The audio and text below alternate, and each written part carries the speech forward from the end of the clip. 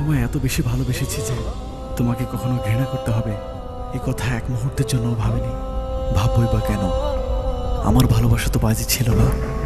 আজ আমার এই ভালোবাসাকেই আমি ঘৃণার কাছে এত সহজে হেরে যেতে দেই কি করে বলো? তাই ঘৃণা করে বেঁচে থাকার চেয়ে তোমায় ভালোবেসেই চলে গেল।